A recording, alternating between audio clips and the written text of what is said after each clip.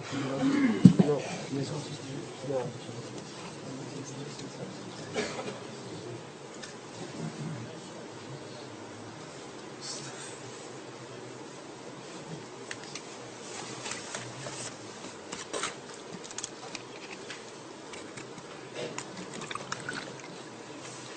الحمد لله نحمده ونستعينه ونستغفره ونعوذ بالله من شرور أنفسنا ومن سيئات أعمالنا من يهدي الله فلا مضل له ومن يضلل فلا هادي له وأشهد أن لا إله إلا الله وحده لا شريك له وأشهد أن محمدا عبده ورسوله أما بعد فإن أحسن الكلام كلام الله وخير الهدي هدي محمد صلى الله عليه وآله وسلم وشر الأمور محدثاتها وكل محدثة بدعة وكل بدعة ضلالة وكل ضلالة في النار. إن شاء الله تعالى سنتحدث في هذه المحاضرة بموضوع له أهمية، موضوع مهم جدا لحياة المسلم، هو موضوع عام يحتاج إلى وقت، لكن بإذن الله تعالى سنحاول أن نختصر ما استطعنا إليه سبيلا إن شاء الله تعالى. فالموضوع هو أسباب الانتكاس، أسباب الانتكاس، ويمكن نقول أسباب الثبات على الصراط المستقيم. لماذا؟ لأننا لو تكلمنا في أسباب الانتكاس فسنتكلم بطبيعة الحال إلى أسباب الثبات.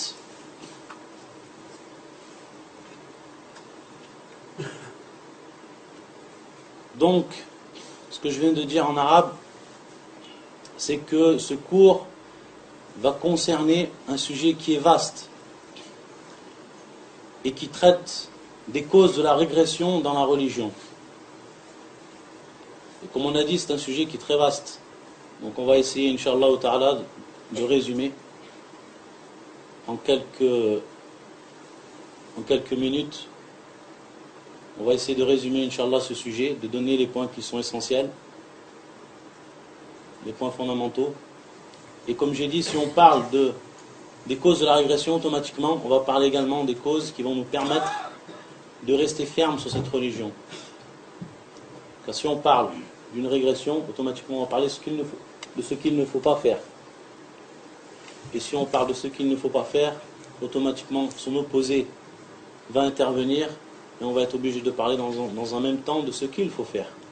C'est pour ça que on parle min asbab al-intikas, mais également min asbab al-thabat ala as-sirat al-mustaqim.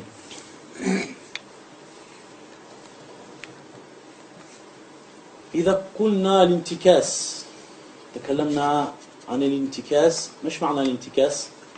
معنى الانتكاس وفي اللغة معنى الانقلاب، معنى الانقلاب. Donc c'est le fait qu'une personne va passer d'un état à un autre état, mais un état qui va être totalement opposé. C'est pour ça que au niveau de al-istilah, c'est-à-dire au niveau conventionnel, certaines personnes de science ont appelé ou ont donné la définition de al-intikas comme étant la suivante. Wal-inqilab, donc ils ont repris le terme en arabe. Wal-inqilab min tariqat al-istiqama ila tariqat al-dalala. C'est tout simplement donc dévier ou alors passer de la voie qui est de la voie de l'iltizam, à l'istiqama, donc de la voie droite, à celle qui va être munharif, fi dalal, celle qui va être de l'égarement. Donc de passer tout simplement de l'istiqama ila ad-dalal, de passer donc de la voie droite à l'égarement. Ayadan billah. Si on parle de l'intikas, de la régression, car c'est un sujet, comme on l'a dit, qui est important. Et il faut savoir que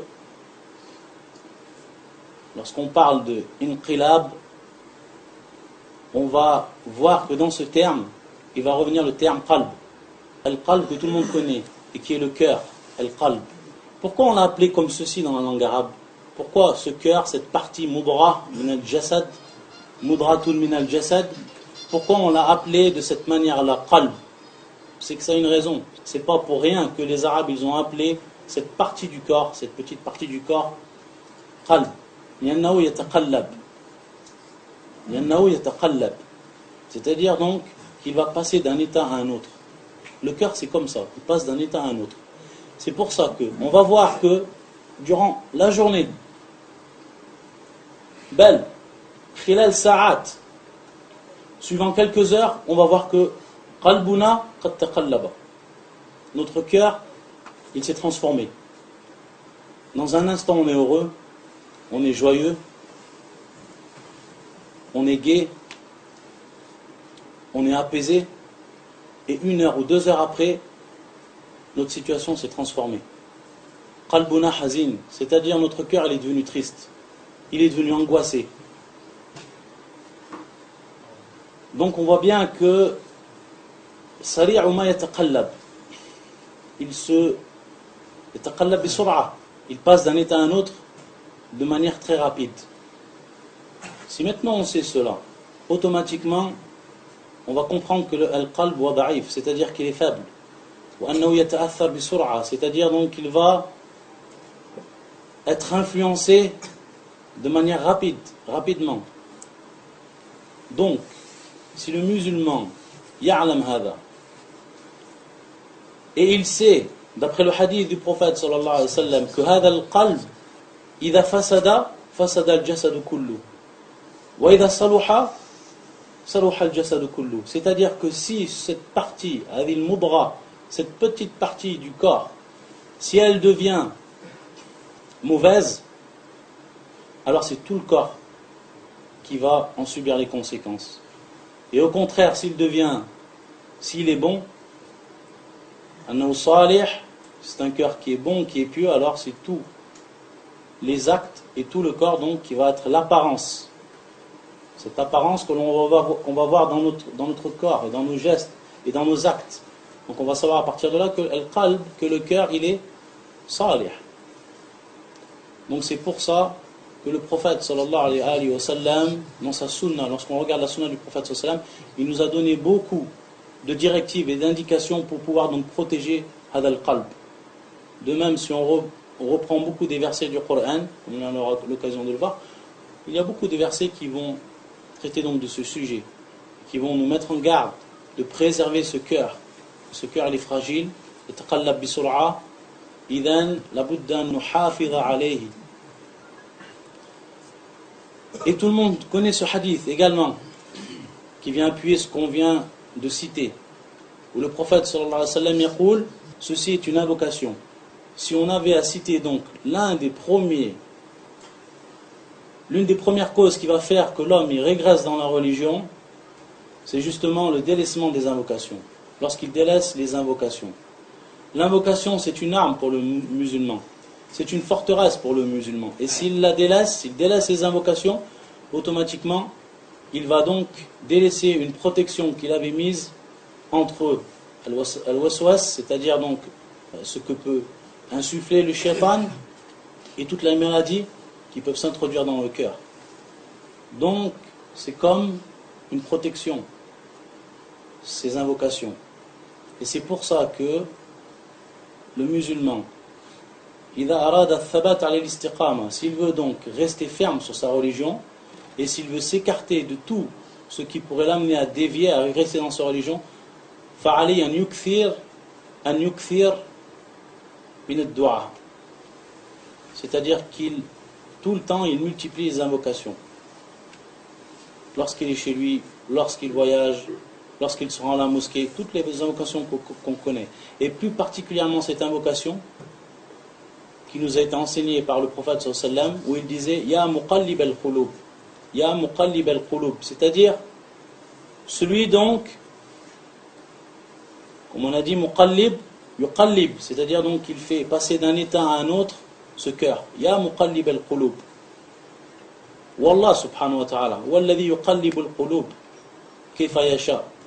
فيقول النبي صلى الله عليه وسلم يا مقلب القلوب ثبت قلبي على دينك وفي رواية على طاعتك, c'est-à-dire préserve et affermis-moi ou affermis mon cœur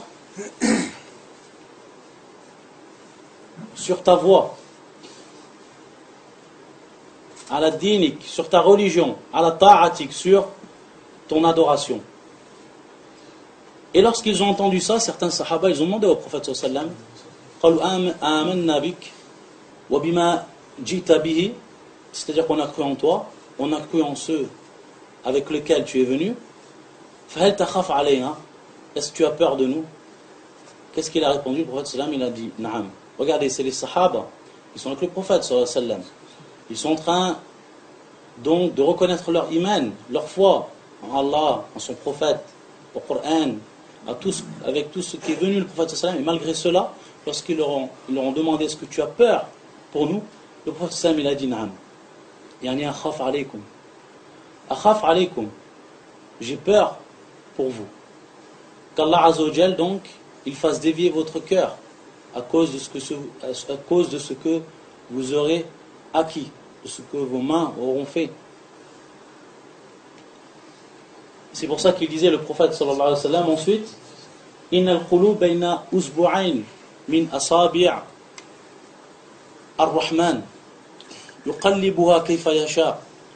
C'est-à-dire donc que ce cœur se trouve, ou que les cœurs des croyants se trouvent entre les deux doigts d'Allah Azza wa Jal, parmi ses doigts, et qu'il fait changer d'un état à un autre comme il veut.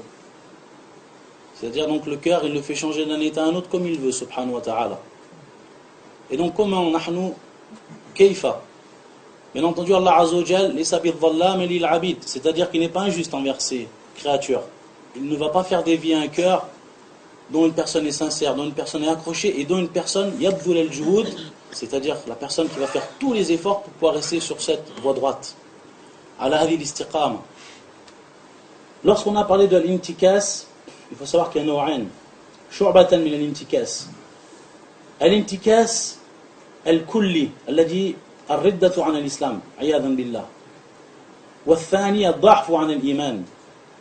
Donc la première c'est la première branche de l'intikas, la branche ou alors la catégorie, la première catégorie c'est l'intikas al-kulli, c'est-à-dire lorsque la personne va régresser de manière complète, on va dire absolument, de la religion et qu'il va donc sortir de la religion. Wa hadhi ar-ridda. Et personne n'est à l'abri. Peut-être lorsqu'on entend Ridda, c'est une chose qui nous paraît loin, mais personne n'est à l'abri.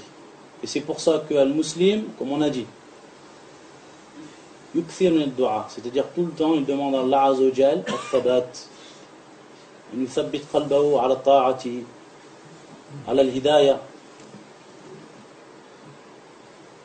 Et parmi les exemples qu'on peut donner du temps du prophète sallallahu alayhi wa sallam, pour ce qui est de Ridda,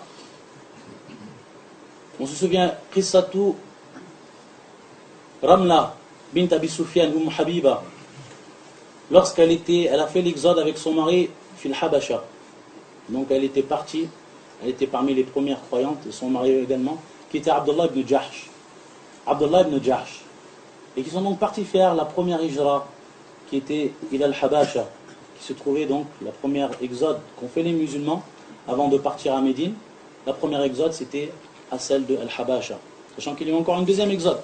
Lorsque les musulmans sont revenus à Médine, à Mecca, Arfan, et ensuite sont repartis à Al-Habasha. Et que la troisième ensuite a été Al-Medina. La première fois lorsqu'ils sont partis, et que bien entendu tout le monde connaît Al-Qissa, c'est-à-dire ce qui s'est passé à Al-Habasha lorsque le roi les a accueillis et ce qu'il leur a donné donc Amn ou Amana. Abdullah ibn Jahsh, il était nouveau dans l'islam.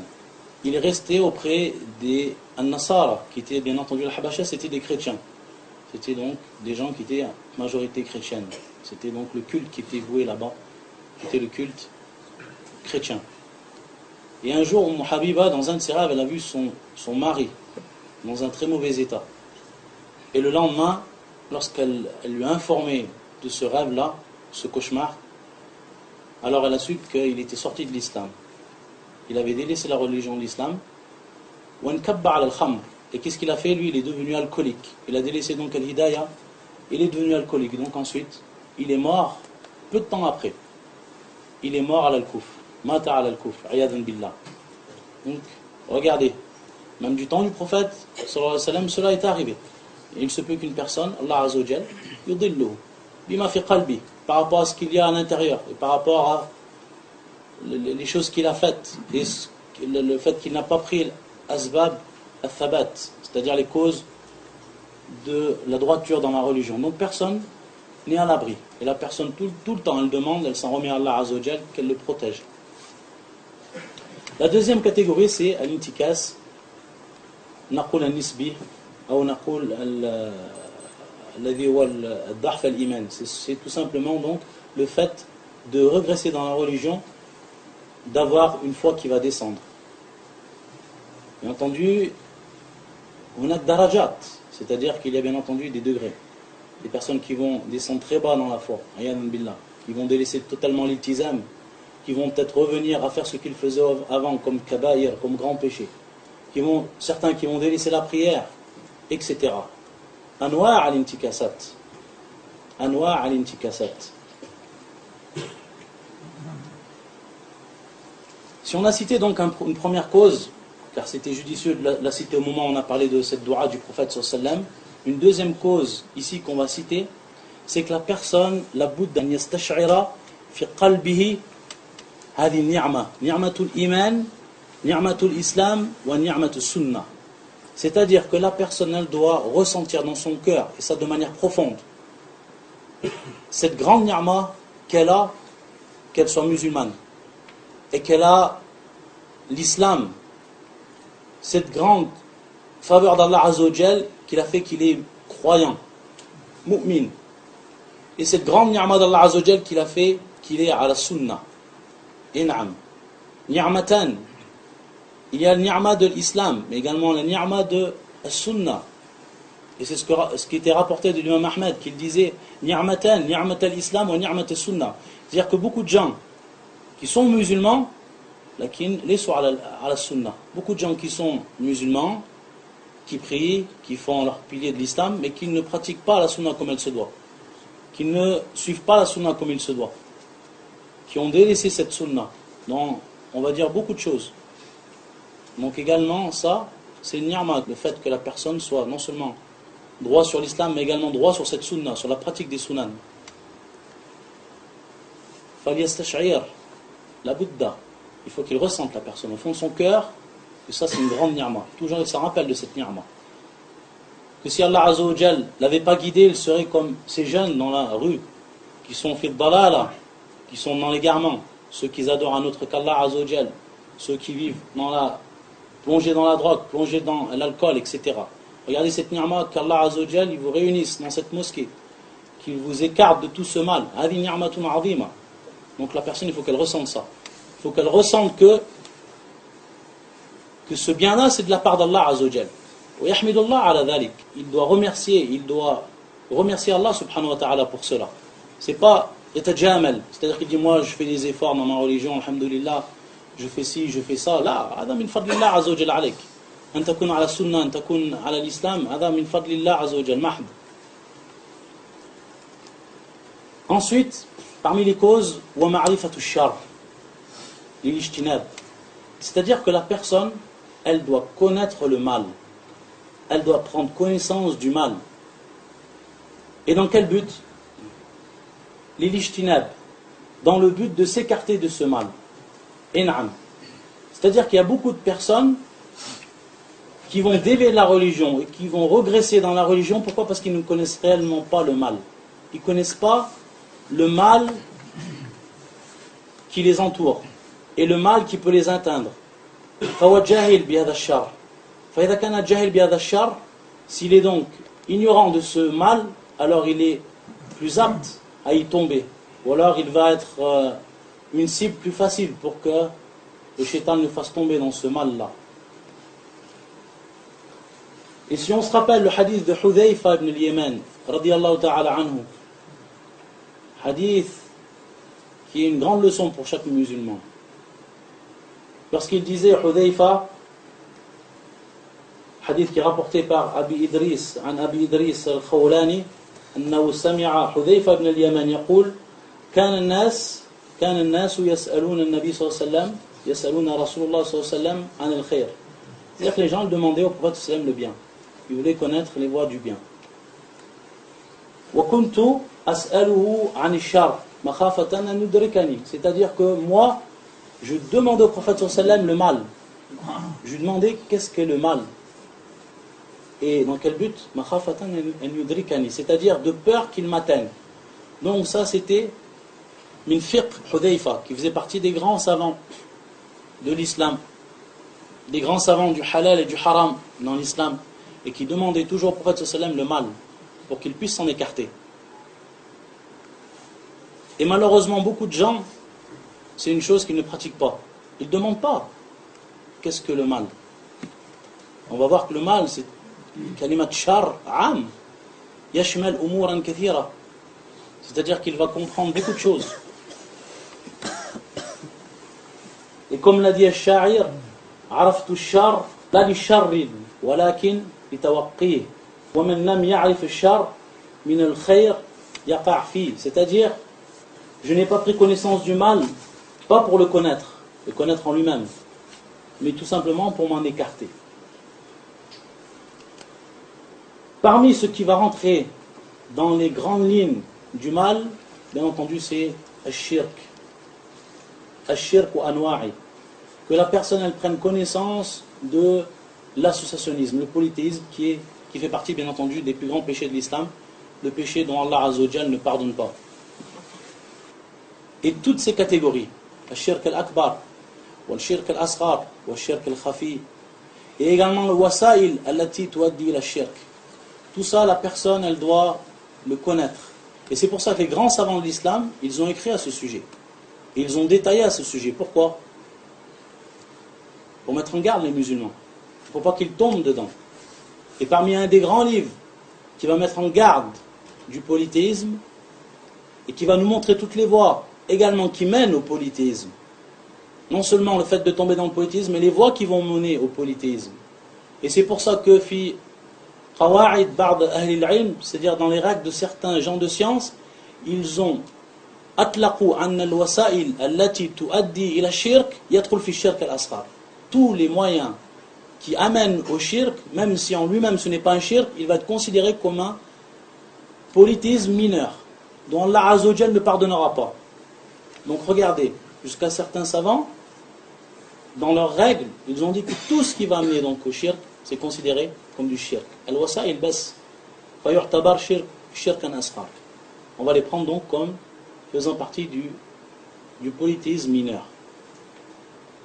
Et comme on a dit, l'un des grands livres qui a été écrit, et que beaucoup de gens ont eu l'opportunité de lire, et qui est répandu, c'est le livre de Cheikh Mohammed ibn Abdel Wahhab, Kitab al-Tawhid. C'est un des plus grands livres qui a été écrit dans le Tawhid. Du fait qu'il a rassemblé tout ce qui était, ou tout ce qui tournait autour du Tawhid. Qu'il a mis en garde du shirk en lui-même, mais également qu'il a mis en garde al-wasa'il, c'est-à-dire de tout ce qui va amener au shirk. Donc c'est un livre que le musulman, il doit lire, il doit étudier, il doit en connaître également son contenu, c'est-à-dire le sens de son contenu. Car le shirk, lorsqu'on va voir ce qu'il rapporte, il va s'en tenir pratiquement à seulement des versets et des hadiths, et certaines paroles parmi les grands imams, parmi les salafs, et ceux qui les ont suivis, uniquement. Adamatn, Sarir, c'est-à-dire c'est un livre en réalité, si on regarde réellement son hajj, qui est petit. Du fait qu'il va uniquement, le shir dans ce livre-là, il va uniquement prendre les versets du Coran et les hadiths du prophète sallallahu alayhi wa sallam. Jusqu'à qu'il ait connu qu'une des personnes qui était un ennemi de Cheikh Mohammed ibn Abdel Wahhab à l'époque, qui contredisait la da'wah qu'il faisait. Un jour, une personne, elle est venue lui apporter un livre, ce livre qui était Kitab al-Tawhid, sans lui dire qui était l'auteur. Et lorsqu'il a lu le livre, il a dit Hada ça fait partie des versets du Coran, ça fait partie des hadiths du prophète sallallahu alayhi wa sallam, ce qui est écrit, également des paroles des grands savants. C'est un livre qui est très bien, c'est un livre qui représente réellement. Et lorsqu'on lui a dit le nom, Taban, Istaraba. Taban, pour ce qui est de shirk, on pourrait parler longtemps. À tous les hadiths ici, on donne les grandes lignes pour ce qui est de l'intikas. Donc c'est à la personne ensuite de connaître ce mal-là. La deuxième catégorie ou la deuxième ligne, c'est al-bida' ou al-bida', c'est-à-dire donc l'innovation et les gens de l'innovation. C'est-à-dire donc connaître ce qu'est l'innovation. Et connaître également les gens de l'innovation pour pouvoir donc s'en écarter. Les innovations, elles sont apparues après la mort du prophète sallallahu alayhi wa sallam. Elles sont apparues du temps des Sahaba radiyallahu ta'ala anhum. Le shaitan a fait que dans cette communauté, il y a des gens qui tombent dans les innovations. Wa sunnatullah ala khalqi. Ala kulli hal al-muslim labudda an ya'lam ma hiya al-bid'a. Al-bid'a bit-tafasil, c'est-à-dire qu'elles connaissent toutes les innovations, que ce soit dans la croyance, car il y a des innovations qui sont dans la croyance, c'est ce qu'on appelle al-bid'atu al-qawliya ou al-kalamiya ou al-i'tiqadiyya. Tout ça, c'est des innovations qui sont propres à quoi? À la croyance. Il y a également des bid'a ou des innovations qui sont propres à l'adoration.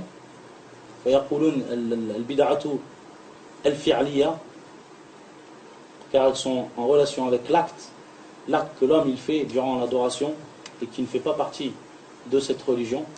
Donc également la personne elle doit prendre garde à l'innovation. Elle doit apprendre ce qu'est l'innovation pour pouvoir s'en écarter.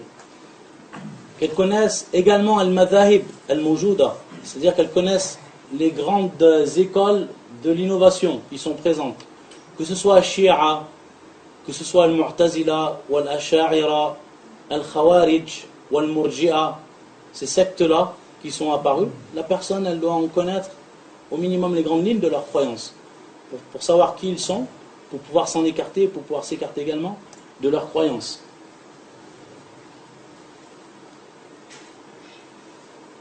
Mais également, tous les groupes qui sont apparus, on va dire les groupes nouveaux, qui sont apparus fi asrina, comme par exemple Jama'at al-Tablir, le groupe du Tablir, ou alors Kadalik, Jama'at al-Ikhwan al-Muslimin, le groupe des frères musulmans, toutes ces sectes qui sont apparues et qui ont apporté de nouvelles bid'a, ou alors qu'ils ont ahyu, c'est-à-dire donc qu'ils ont fait revivre des innovations qui étaient à la kulli hal ancienne. Donc la personne également elle doit lire les livres sur ce sujet pour qu'ils soient en garde de cela, qu'ils ne tombent pas dans ces groupes, qu'ils sachent qui ils sont réellement. Et beaucoup de livres ont été écrits. À l'exemple de Jama'at Tablir, si on regarde le nombre de livres qui ont été écrits par les savants de Ahl Sunnati wal Jama'a, beaucoup de livres. Que ce soit Al-Qawl al-Baligh, le Shir al-Tuwajiri, que ce soit Jama'at Tablir, qui était le premier livre qui avait été écrit par Muhammad Aslam, rahimahullah, qui a été ensuite assassiné, et qui était un des premiers, qui était un shir pakistanais qui avait étudié en Arabie, qui était un des premiers à avoir écrit sur Jama'at Tablir. Et ensuite était venu Cheikh Taqi-d-Din al-Hilali, fils Siraj al-Munir, où il avait parlé également, le grand savant marocain, Cheikh Taqi-d-Din al-Hilali, qui avait parlé sur le Jama'at Tablir, qui avait mis en garde donc de cette Jama'a, qui connaissait réellement leur base. Ensuite est venu, comme j'avais dit, Al-Qawl al-Mufid, le Cheikh Tuwajiri et encore d'autres savants qui ont écrit sur cette Jama'a. Donc c'est pas quelque chose qui a été laissé au dépourvu, mais les savants en ont écrit, en ont fait les mises en garde. Donc le musulman il doit être à la bayina, il doit connaître au minimum ces choses-là. Et s'il ne peut lire les grands livres, alors qu'il se renseigne auprès des frères de confiance, ou alors qu'il lise donc les livres mukhtasar qui ont été écrits à leur sujet. De même pour ce qui est de les nouvelles sectes qui sont apparues. Et comme on a dit, ahyu, yani bid'a, comme Jama'at al-Takfiriyya, la Jama'at du Takfir, c'est-à-dire le groupe du Takfir, qui est connu également, un groupe très dangereux, ou qui va venir avec toutes les ambiguïtés qu'ont apporté les anciens parmi les innovateurs, et qui renouvellent à chaque fois cela. pour donc faire tomber les musulmans et les croyants dans l'innovation et dans un chemin qui mène à la perdition. Ayadan billah.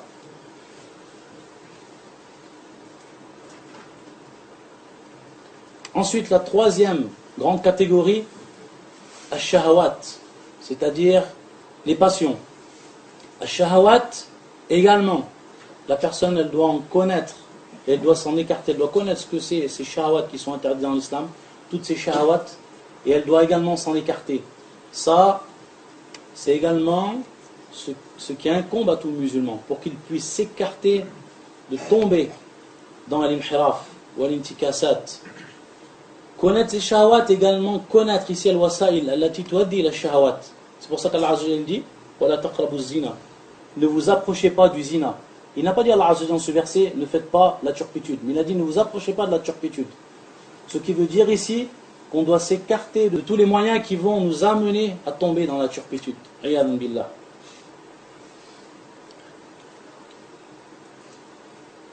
Que ce soit al-kabaïr, les grands péchés, que ce soit également al-sara'ir, la personne, elle s'en écarte. Et ici, l'il-faïda, un des versets du Coran qui est venu à ce sujet, pour mettre en garde de ceux qui tombent dans les grands péchés. Wallah Azza wa Jal يقول الذين يجتنبون كبائر الإثم والفواحش إلا اللمم إلا اللمم. Donc ceux qui vont s'écarter des grands péchés, كبائر الإثم والفواحش, et des turpitudes, إلا اللمم. Qu'est-ce que veut dire ici le terme al-lamam? Ce terme a été expliqué par as-sahaba. Et Ibn Mas'ud, il disait cette parole, كان يقول ما رأيت أشبه باللمم ما قال أبو هريرة. C'est-à-dire, je n'ai pas vu quelque chose de plus précis de ce qui a été cité par Abu Huraira au niveau de al-ta'rif, c'est-à-dire bil-lamam. Et il disait Abu Huraira au sujet donc de ce terme-là, inna al-ayna tazni wa zinaha an-nazar, c'est-à-dire que l'œil, il fait le zina. Et son zina, lui, c'est le fait de regarder. Wa inna al-yad tazni wa zinaha al-batsh, c'est-à-dire également la main, elle fait son zina. Et le zina, c'est le fait de prendre. Et également, al-rijl tazni wa zinaha al-mashi, également le pied, il fait le zina lorsqu'il va donc marcher, c'est-à-dire qu'il va se rendre vers les endroits qui vont le faire tomber dans le zina, dans la turpitude, ayadan billah. C'est pour ça que le terme al-lamam au niveau de al-lugha, c'est al-muqaraba. Al-muqaraba, le fait donc de se rapprocher de quelque chose. Ici donc al-muqaraba min al-fahisha. Et c'est pour ça qu'il disait Ibn al-Qayyim, regardez cette parole qu'il dit Ibn al-Qayyim, rahimahullah ta'ala, il disait ajma' al-arifin billah bi anna dhunub al-khalawat, c'est-à-dire ceux qui ont la connaissance, ceux dont Allah Azza wa Jalla les a éclairés par cette science, également par cette lumière de la foi, il disait que dhunub al-khalawat, les péchés qui sont faits lorsqu'on est seul, il disait min asl al-intikasat, ça fait partie des bases ou de la base même ou de l'origine de cette régression dans la religion, min al-intikasat, wa anna ibadat al-khafa hiya a'zamu asbab al-thabat, et que bien au contraire l'adoration lorsque personne ne voit, c'est-à-dire que l'adoration que l'on fait secrètement, c'est l'un des meilleurs moyens pour rester ferme sur la voie. Min a'zam asbab al-thabat. Ça c'est la parole d'Ibn al-Qayyim, rahimahullah. Et également ici, pour ce qui est de cette régression et qui est de cette cause qui a touché beaucoup de musulmans, shahawat, wa fitnatun nisa, c'est-à-dire donc la fitna des femmes. Et c'est pour ça que le prophète sallam, il a dit ma taraktu ba'di fitnatan adarru ala al-rijal min al-nisa, c'est-à-dire je n'ai pas laissé une fitna plus grande après moi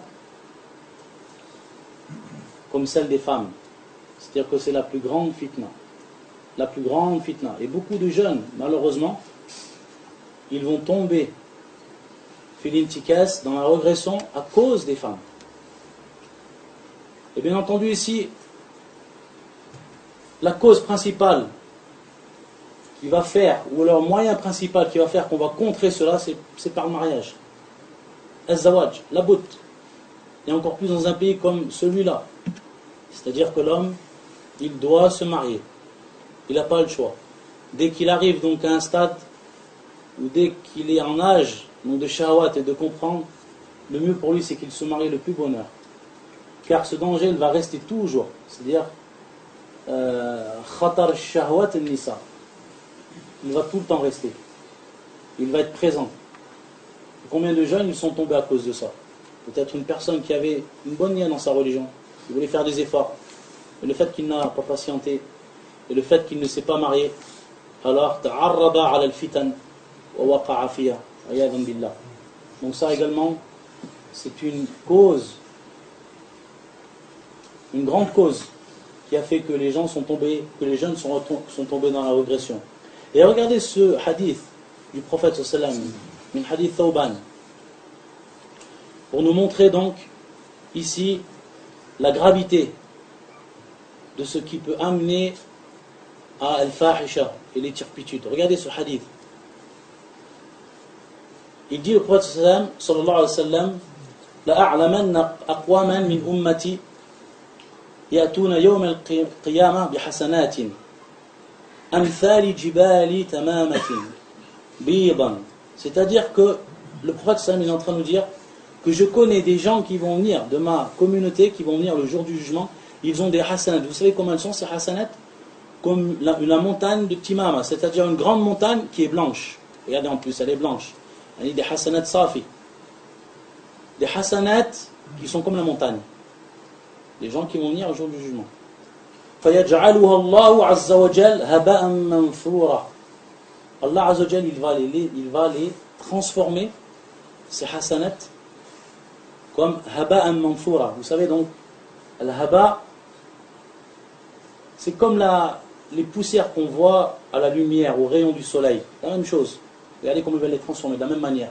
Cette poussière qu'on voit lorsqu'un rayon du soleil traverse, qu'on s'aperçoit donc de cette poussière qui se volatilise dans les airs, Allah Azza wa Jal, ces montagnes-là, il va les transformer de la même manière. فقال ثوبان Ya Rasulullah, sifhum lana. Il va demander ici au prophète sallam qui ils sont, pour pas qu'on tombe, qu'on fasse partie de ces gens-là, ayadan billah. Donc il va demander à propos de ce char, de ce mal. Qala amma innahum ikhwanukum min jildatikum. C'est-à-dire ce sont vos frères de min jildatikum, mimana min jinsikum. Ce sont des frères donc comme vous, de votre min jinsikum, de votre race. Naam.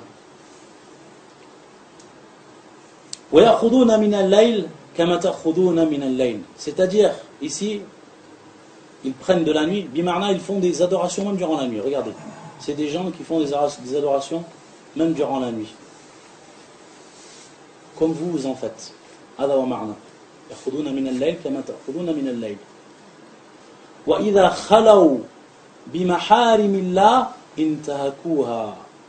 C'est-à-dire, lorsqu'ils vont se retrouver seuls devant les interdictions d'Allah Azza wa Jal, alors ils vont les transgresser.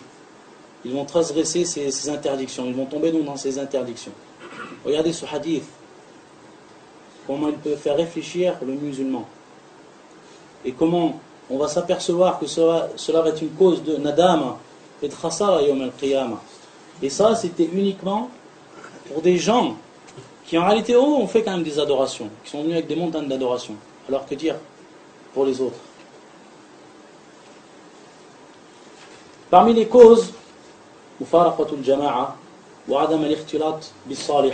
c'est lorsque la personne, elle délaisse al-jama'a, elle délaisse donc le groupe des frères, qu'elle délaisse le groupe des frères, qu'elle s'isole des groupes des frères qui sont pieux, qui sont connus pour leur religion, qui sont connus pour leur droiture. Adi Musiba également. Ça fait partie des grandes causes de l'intikasat.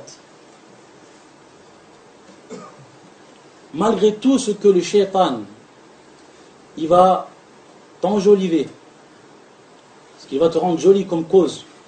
Il va te dire, ces gens, c'est pas la peine de rester avec eux. Ou alors ces gens, ils vont te faire du mal. Ou alors ces gens, il n'y a aucune faïda, il n'y a pas d'intérêt de rester avec eux, etc. Tout ce qu'il pourra t'apporter, tout ce qu'il pourra te dire et t'insuffler le shaitan, sache que c'est une des grandes voies qui va t'amener à l'intikasat.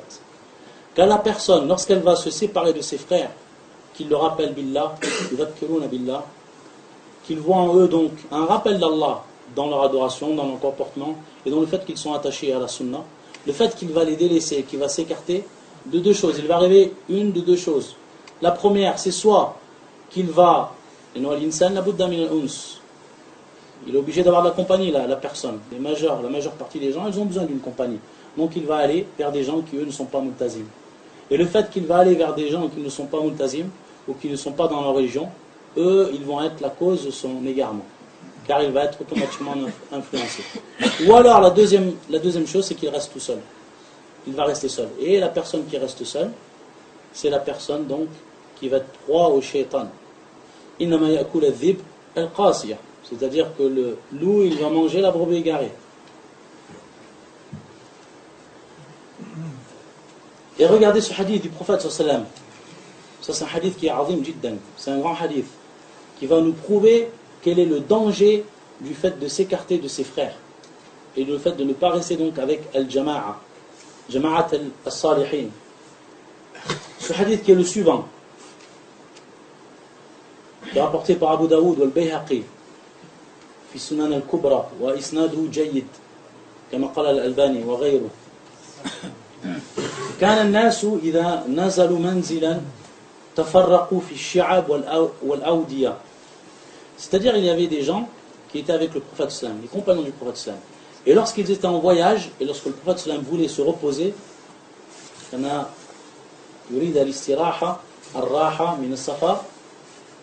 alors il campait à un endroit. Et certaines personnes, qu'est-ce qu'ils ont fait parmi les sahaba? Ils se sont un peu éloignés. Certains se sont placés dans certaines plaines, des petites plaines qui se trouvaient, d'autres fi shi'ab, c'est-à-dire des chemins, etc. Le prophète sallallahu alayhi wa sallam, lorsqu'il a su cela, regardez, c'est simplement, on va dire, un acte qui pourrait nous paraître à nous simple, ou alors sans grande importance. Qu'est-ce qu'il a dit le prophète sallallahu alayhi wa sallam? فقال رسول الله صلى الله عليه وسلم إن تفرقكم في هذه الشعب والأودية إنما ذلك من الشيطان. Il a dit le fait que vous vous êtes séparés de vos frères et que vous avez été donc vous installer et camper à ces endroits-là qui sont un peu éloignés, adam min shaitan. Ça fait partie du djab, c'est-à-dire des actes du djab et ce que vous a insufflé en réalité le djab. Regardez, c'est un acte qui pourrait vous paraître, comme j'ai dit, sans grande importance, mais dont le prophète sallallahu alayhi wa sallam a mis l'accent dessus et nous a prouvé que cela a de tafarruq kana min shaitan. طبعا الآيات كثيرة في مسألة الاعتصام الاجتماع. يقول الله عز وجل واعتصموا بحبل الله جميعا ولا تفرقوا, c'est-à-dire rattachez-vous بحبل الله. Donc al-habl, on peut traduire par le câble ou etc. Et dans les savants on dit c'est le Coran, c'est din Allah, le Coran, etc. يعتصموا بحبل الله جميعا ولا تفرقوا, et ne vous divisez pas. Et les versets dans ce sens beaucoup, et les hadiths du prophète sallallahu alayhi wa sallam dans ce sens beaucoup, qui vont mettre en garde donc de tafarruq. Donc la personne elle reste avec le jama'a. Bien entendu, lorsqu'on dit le jama'a, ce n'est pas n'importe quel jama'a. Elle ne va pas aller avec les gens de l'innovation. Même si des gens qui ont en apparence à l'iltizam, mais qui en réalité sont des gens qui sont tombés dans l'innovation et qui appellent à l'innovation. Non, la personne elle reste avec jama'atu ahli sunnati wal jama'a, les gens donc de la sunna, du consensus. Les gens avec qui elle a confiance par rapport à leurs croyances, avec qui elle a confiance par rapport à leur minhaj, par rapport également à leur comportement, etc. Et Allah Azza wa Jal également, il dit dans un des versets du Coran, qui est un verset important sur ce sujet-là, il dit وَاسْبِرْ مَعَ الَّذِينَ يَدْعُونَ رَبَّهُمْ بِالْغَدَاةِ وَالْعَشِيِّ يُرِيدُونَ وَجْهَهُ وَلَا تَعْدُ عَيْنَاكَ عَنْهُمْ تُرِيدُ زِينَةَ الْحَيَاةِ الدُّنْيَا. C'est-à-dire donc, fais preuve de patience avec ceux qui invoquent leur Seigneur matin et soir, désirant sa face, et que tes yeux ne se détachent point d'eux, en cherchant le brillant de la vie d'ici-bas. Yani, zinat al-hayat ad-dunya, tout ce qui est beau, tout ce qui brille dans cette vie d'ici-bas. Donc regardez, et ça, min asbab al-nuzul, car parmi Quraysh, lorsque le prophète sallam il était à Mecca, il y avait parmi les gens de Quraysh qui se moquaient des croyants. Car parmi les croyants, il y avait beaucoup de gens qui étaient pauvres, qui étaient misérables. Et les grands de Quraysh, Ashab al-Mal, c'est-à-dire les notaires de Quraysh, ils se moquaient de cette compagnie qu'avait le prophète sallam avec ces gens qui étaient en réalité misérables. Et donc Allah Azza wa Jalla, il a fait descendre ce verset.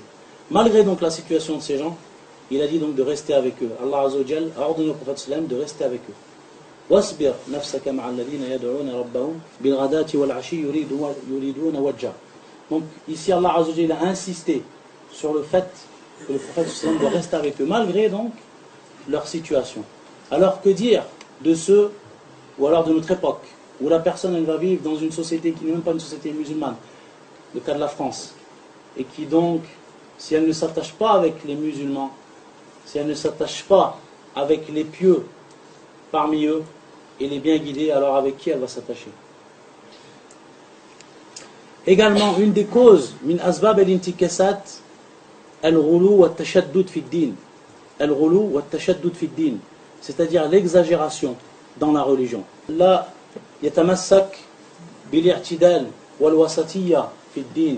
C'est-à-dire que cette personne-là ne va pas rester sur le chemin de al-i'tidal, c'est-à-dire le chemin de la religion qui est droite. Et cette religion en réalité qui est la religion du juste milieu. Du juste milieu. Al-i'tidal wal-wasatiyya. Beaucoup de jeunes, lorsqu'ils rentrent dans la religion, ils veulent aller très vite. Et lorsqu'ils vont apprendre certaines règles au niveau du din, ils vont vouloir que ces règles-là soient appliquées par tout le monde. Ils ne vont pas accepter qu'autrui la transgresse. En réalité, ils vont ouvrir leurs yeux donc dans un monde qui est loin d'être vertueux, bien au contraire.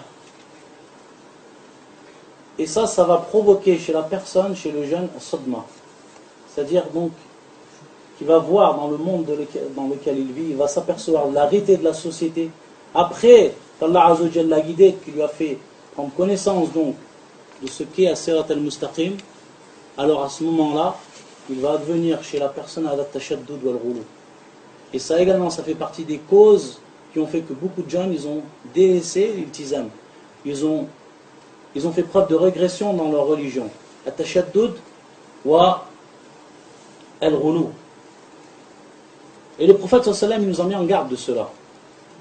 C'est une chose dont le prophète sallallahu alayhi wa sallam nous a mis en garde de cela. Dans beaucoup de hadiths. On se rappelle ce hadith où lorsque les sahaba avaient pris Rami al-Jamarat, durant donc le pèlerinage, donnant les rites du pèlerinage, ils avaient pris des pierres pour jeter fil Jamarat, donc les stations. Et ils avaient pris des grosses pierres. Lorsque le prophète sallallahu alayhi wa sallam il a vu ça, il a dit Iyakum wal ghulu, c'est-à-dire prenez garde de l'exagération dans la religion. Innama ahlaka man kana qablakum al-ghulu, c'est-à-dire ceux qui ont été perdus parmi les communautés précédentes, c'était à cause donc de al-ghulu, de l'exagération. Également le prophète sallam qal halaka al-mutanatti'un, et qu'il a dit 3 fois le prophète sallam. Et al-mutanatti'un, ce sont ceux qui font preuve de tashaddud, qui font preuve donc d'exagération dans la religion. L'exagération à tous les niveaux, que ce soit au niveau de l'adoration, comme ces gens qui sont venus voir le prophète sallam, ces 3 personnes, qu'un d'eux il a dit ama ana la anam al-layl, c'est-à-dire qu'il prie toute la nuit, l'autre qui a dit ana la uftir dahran, et l'autre qui a dit ana la atazawwaj. Donc celui qui a dit qu'il prie toute la nuit sans prendre de repos, donc sans dormir, celui qui faisait le jeûne de manière continuelle sans s'arrêter, et ensuite celui qui ne se marie pas avec les femmes pour se consacrer à l'adoration totalement, etc. Le prophète sallam, il est sorti, il a réfuté cela, et il a dit Man raghiba an sunnati falaysa minni, celui donc qui va délaisser ma sunna, qui va s'écarter de ma sunna, alors laysa minni, ne fait pas partie de moi. Et également dans ce hadith, le prophète sallam nous enseigne également ici des règles et des bases pour ce qui est de la question du tashaddud. Yaqul inna hadha ad-din, donc c'est un hadith qui est rapporté par l'imam البخاري من حديث أبي هريرة رضي الله تعالى عنه إن هذا الدين يقول النبي صلى الله عليه وسلم إن هذا الدين يسر. C'est-à-dire que cette religion elle est facilitée. Cette religion elle est facilitée. وَلَنْ يُشَادَّ الدِّينَ أَحَدٌ إِلَّا غَلَبَ. C'est-à-dire qu'il n'y a pas une personne qui va faire preuve d'exagération dans la religion sans que cette religion même prenne le dessus sur lui et qu'elle en vienne à bout. Et ça c'est ce qui arrive chez beaucoup de gens. La yaltazimun bil i'tidal wal wasitiyya. Ils tombent dans le relou, que ce soit dans l'adoration, ils veulent faire les choses vite, ils veulent arriver à un niveau de manière rapide, et en réalité il arrive à la fin que ce qui se passe c'est le contraire, l'opposé. Al-aks tamaman. Et ensuite le prophète يقول فسددوا وقاربوا وأبشروا ويسروا واستعينوا بالغداوة والروحة وشيء من الدلجة. Quelle est la signification de ces termes? فسددوا بمعنى إلزموا السداد والسداد والصواب. C'est-à-dire فسددوا, c'est-à-dire soyez droit sur la vérité. Pourquoi? Parce que as-sadad ça veut dire as-sawab. C'est-à-dire faites les choses de manière parfaite et des choses qui sont sûres, des choses qui sont sur la vérité, c'est-à-dire qui sont en conformité totale avec la religion. Waqaribu, c'est-à-dire si vous ne pouvez pas faire cela, arriver à cette perfection, alors qaribu, c'est-à-dire essayez de vous en rapprocher. Wa abshiru bithawab ala al-amal, c'est-à-dire donc faites la bonne annonce, que la bonne annonce soit faite par rapport à quoi? Par rapport donc à l'ajr que vous aurez, par rapport à la récompense que vous aurez. Même ceux donc qui n'ont pas atteint la perfection. Allah dit ma wasalu ila sadad, lakin qaribu wa abshiru bithawab. Et le prophète sallallahu alayhi wa sallam ensuite de nous donner ce qui va nous permettre de continuer sur notre voie et donc de rester sur al-i'tidal wal wasitiyya, al-wasatiyya. Il a dit ensuite le prophète sallallahu alayhi wa sallam wasta'inu bil ghada wal rawha, c'est-à-dire donc aidez-vous des adorations que l'on fait au début de la journée et à la fin de la journée. Et également ce que l'on fait enfin à la fin de la nuit. Dulja, certains ont dit wa akhir al-layl, c'est-à-dire prenez un peu de temps de la dernière partie de votre nuit pour adorer Allah Azza wa Jal. Et certains ont dit fil awqat al-munashita, c'est-à-dire donc durant les temps où la personne elle sent que son corps il est nashit, c'est-à-dire que son corps il est apte à ce moment. Également, pour ce qui est tout le temps de cette question-là, on se rappelle cette parole du prophète sallam, ahabbul a'mal ilallah adwamu, c'est-à-dire les paroles, les actes qui sont les plus aimés auprès d'Allah Azza wa Jal, ce sont les actes qui sont les plus constants. C'est-à-dire la personne elle fait preuve de constance. Wa in qalla, c'est-à-dire et même si elles sont peu. Donc également, ne pas aller trop vite dans ce qui est de la religion, pour ce qui est donc des actes. Tout le monde va aller donc à son rythme. Mais le principal, c'est que la personne, suivant son niveau, elle va rester avec constance. Avec constance. Yani yudawim ala ma yaqumu bihi min al-ibada. Yudawim al-mudawama. Parmi les causes, adam al-amal bima yu'adhu bih. C'est-à-dire, parmi les causes également qui font que la personne yantakis, c'est-à-dire qu'il ne prend pas en compte ce qu'on va lui faire comme exhortation au niveau de la religion. Et c'est pour ça qu'Allah Azza wa Jalla yaqul fi kitabi walau annahum fa'alu ma yu'adhuna bihi lakana khayran lahum wa ashadda tathbita. C'est-à-dire, si ils avaient fait ce à quoi on les exhortait, alors cela aurait été pour eux meilleur. Ils auraient été affermis au niveau de leur foi et ça aurait été meilleur pour eux. Donc on voit ici qu'Allah Azza wa Jal yuhadhir, c'est-à-dire il met en garde de ceux qui ne prennent pas en compte les exhortations qu'on leur fait. Un frère fait une exhortation, il va parler d'un point qui est important dans la religion, de ne pas y tomber, etc. La personne elle ressort de la mosquée, c'est comme si elle n'avait rien entendu. Comme on dit, on va dire c'est rentré par là, c'est sorti de l'autre côté. Ayadan billah. C'est également Adam Asbab el-Intikasat. Également une question qui est importante pour beaucoup de gens, et plus précisément les jeunes, Min Asbab el-Intikasat ta'alluq bil-madi. que la personne elle se raccroche à son passé. Beaucoup de gens, lorsqu'ils rentrent dans l'iltizam, donc ils rentrent dans cette iltizam, donc ils s'accrochent à leur religion, mais il reste dans leur cœur ce passé. Et ils y sont encore accrochés à ce passé. يَتَعَلَّقُونَ بِالْمَاضِي. Ça également, ça fait partie d'Adam al-Asbab al-Intikasat. Il se rappelle les péchés passés. C'est-à-dire lorsqu'il s'en rappelle, il y prend plaisir à se rappeler de ses péchés, de ce passé, Riyadan Billah. Également lorsqu'il va voir des photos, ou lorsqu'il va voir ce qu'ils appellent des films souvenirs, etc. Toutes ces choses-là, l'homme il doit s'en écarter. En réalité, il doit faire une coupure avec son passé.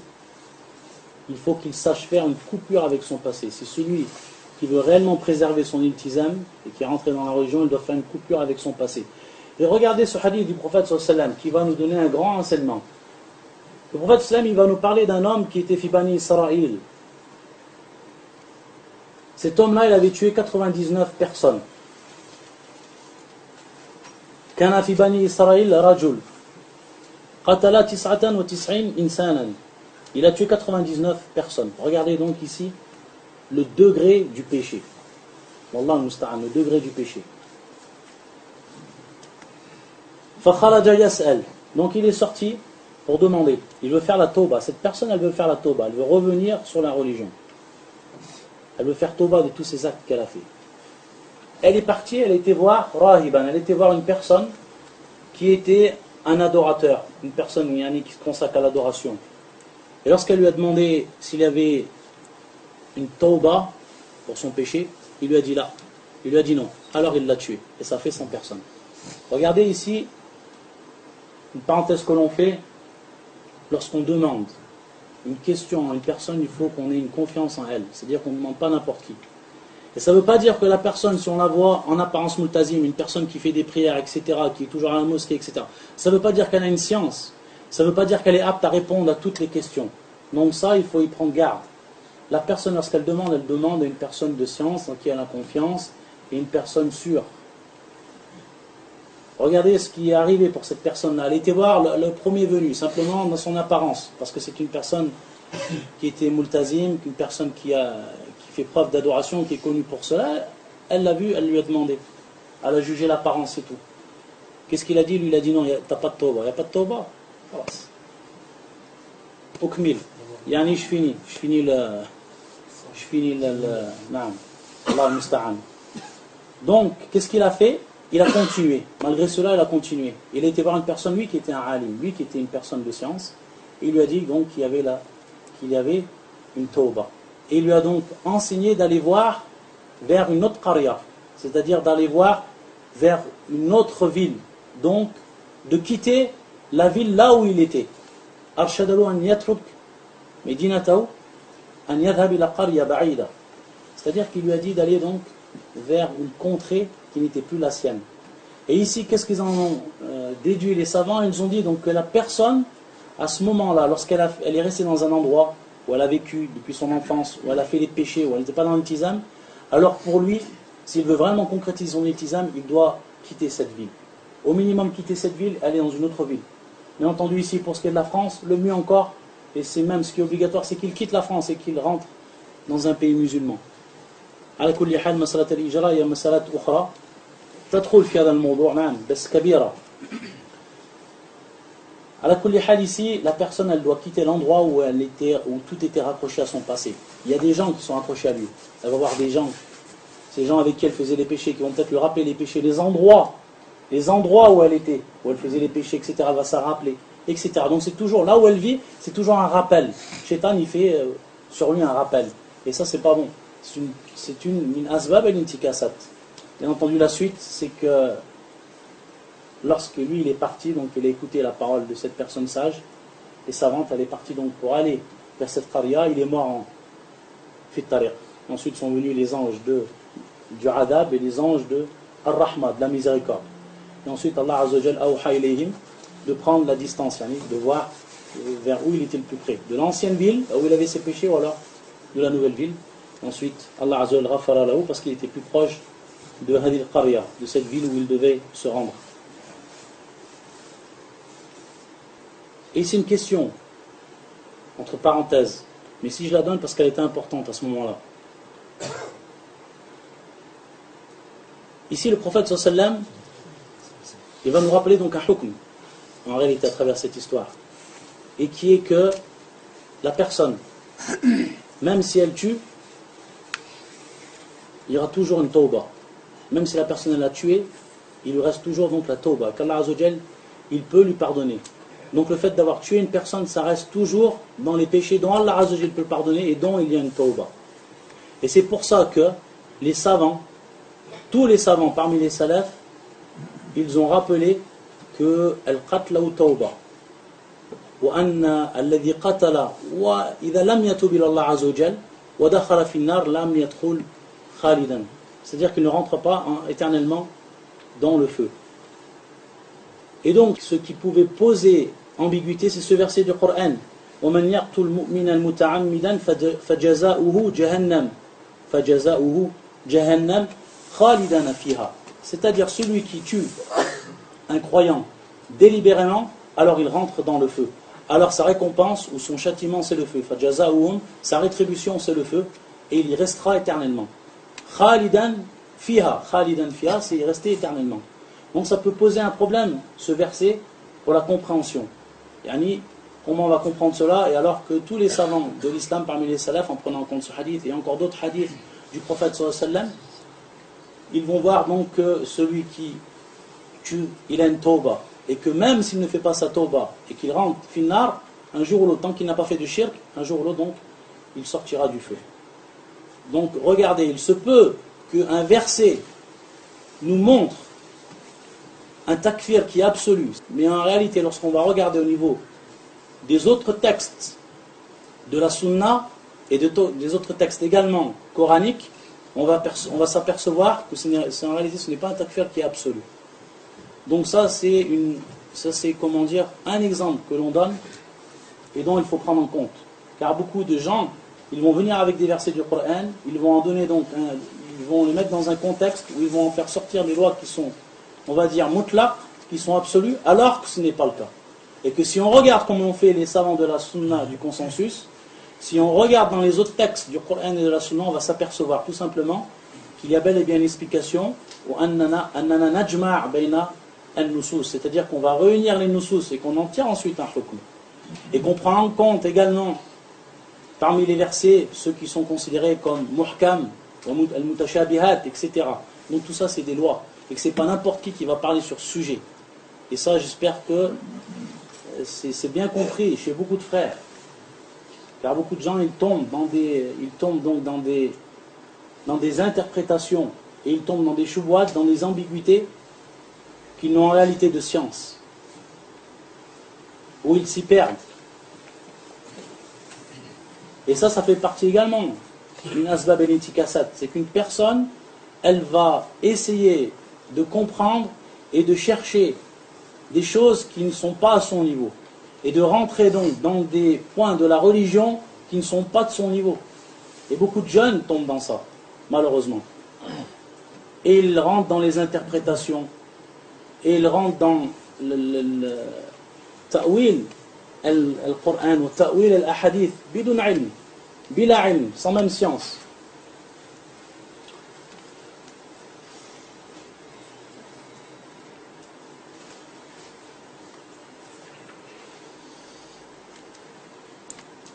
مثل الدرس ساعة الآن؟ ساعة نعم. ساعة؟ إذا نصف ساعة المغرب إن شاء الله. طيب. À kulli hal, il y a encore beaucoup de choses qu'on pourrait dire, simplement toujours sur ce sujet-là. Il faut aussi que la personne elle se raccroche aux savants de la sunna et du consensus.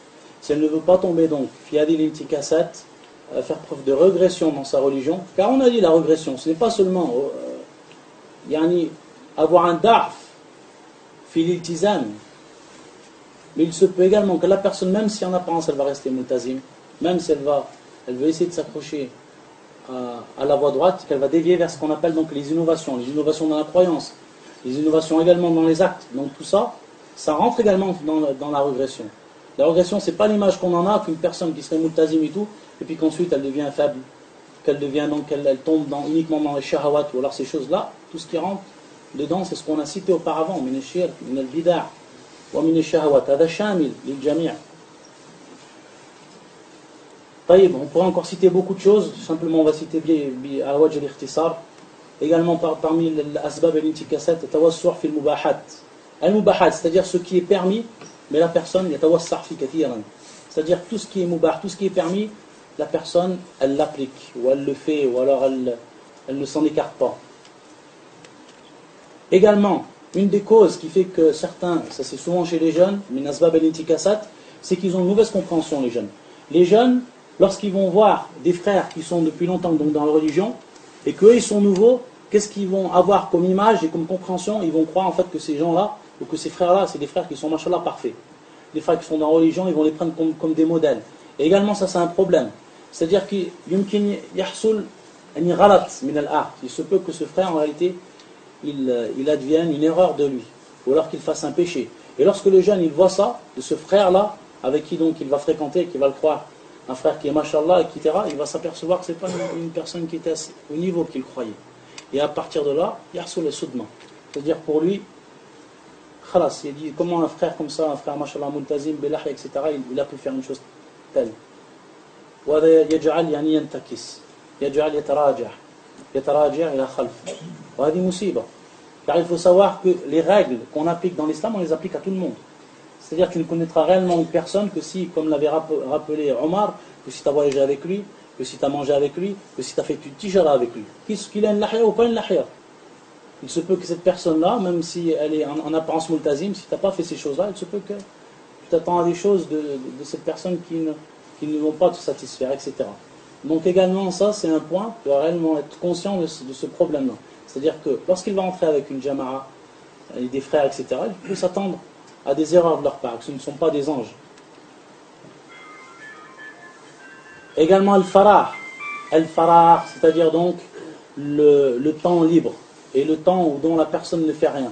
Ça également min asbab al-intikasat. Car lorsque la personne elle a du temps libre et qu'elle ne fait rien du tout, qu'elle ne s'occupe pas à partir de là d'apprendre sa religion, de suivre les cours de religion, de rester avec ses frères, etc. Elle reste tout le temps, elle a beaucoup de temps libre. Si elle ne s'occupe pas durant ce temps libre à faire des choses qui vont être pour lui profitables au niveau de son dîn, ou alors au minimum au niveau de sa dunya, alors également ça peut être pour lui min asbab al-intikasat. Ça peut être donc pour lui une cause qui va faire preuve de régression dans la religion. Également, khubth as-sarira wa adam al-ikhlas, c'est-à-dire qu'il se peut que certains frères, ils ont dans leur cœur, et chacun de nous, automatiquement, il a un défaut. Il a des défauts. Chez certains frères, donc, il va avoir un défaut qui est bien particulier. Par exemple, une personne qui yuhib al-ri'asa, il aime avoir le pouvoir, il aime être au-dessus des autres. Ou alors une personne, عنده العجب, qui s'émerveille de lui-même, alors qu'il sent de lui-même qu'il est une personne qui a un haut niveau, etc. Toutes ces choses-là qu'on trouve dans notre cœur, ce qu'on appelle khubth as-sarira, la buddan yujahidaha. C'est pour ça que la personne elle doit automatiquement faire un effort sur lui-même. Si elle sait qu'elle a un défaut, elle le sait, chacun sait qu'il a un défaut particulier. Que ce soit par exemple également le bourg, ou alors beaucoup de choses. Si elle sait qu'elle a ce défaut, elle doit faire un djihad sur ce défaut-là. Il faut qu'elle l'enlève. Et si elle se laisse comme elle est, si elle ne fait pas d'effort sur ce défaut, pour donc le dissiper, automatiquement avec le temps, ça peut être donc une asbab al-intikasat. C'est-à-dire que ce défaut-là, il va ressortir avec force parce qu'il n'a jamais été combattu, et ensuite, la personne, elle va régresser dans sa religion, à cause de ça. À la kulli hal, il y a encore d'autres points qu'on aurait pu citer. À la kulli hal, fanaktafi bi hadha al-qadr, wa fi kifaya inshallah ta'ala, subhanaka Allahumma bihamdika, ashhadu an la ilaha illa anta, astaghfiruka wa atubu ilayk. Allahumma salli wa sallim wa barik ala nabiyyina Muhammad wa ala alihi wa sahbihi ajma'in. السلام عليكم ورحمة الله.